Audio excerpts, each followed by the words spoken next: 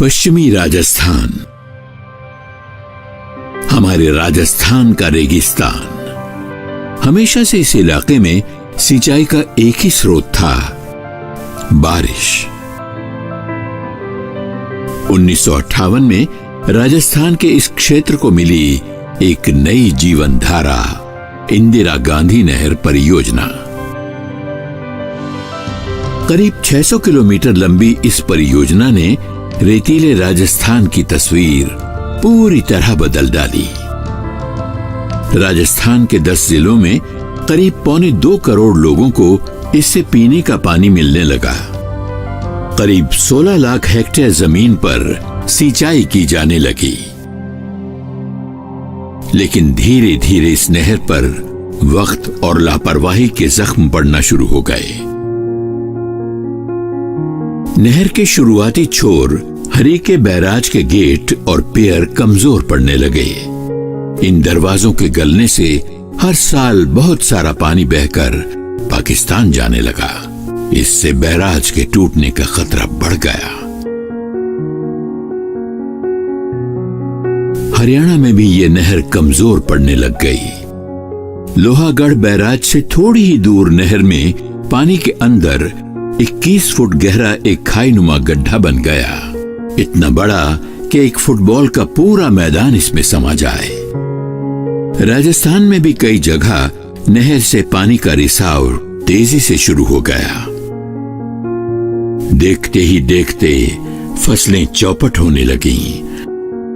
लोग अपनी जमीनें घर-बार छोड़ जाने पर मजबूर हो गए। कभी जीवन देने वाली नहर कई गांव की बर्बादी का कारण बन गई।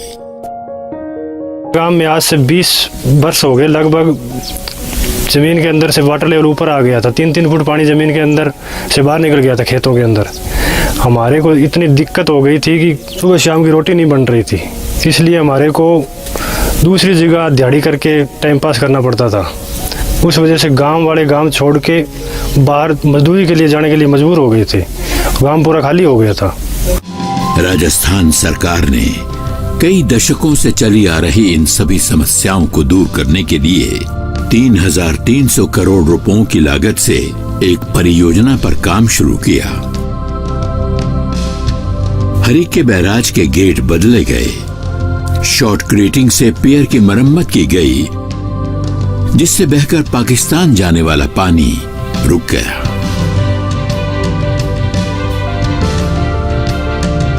हरियाणा में नहर की रीलाइनिंग शुरू की गई।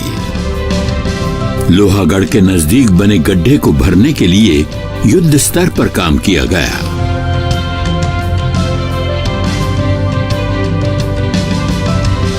जर्जर हो चुकी नहरों को नए सिरे से पक्का किया गया, जिससे नहर के अंतिम छोर तक के इलाकों में भी पानी पहुंचने लगा। इससे सेम यानी पानी के रिसाव की समस्या पर काबू पा लिया गया। इन सभी कामों से गांव में फिर से रौनक लौट आई। किसान फिर से अपने खेतों की ओर लौटने लगे। रीलाइनिंग होने के बाद में जैसे जैसे वाटर लेवल डाउन गया, सीपेज बंद हो गई। जैसे जैसे वाटर लेवल डाउन जा रहा है, वैसे वैसे गांव में आबादी वापस बहाल हो रही है कि खेत में दाने होने लग गए हैं। लगभग 2 साल से हमारे खेत में अच्छी पैदावार हो रही है।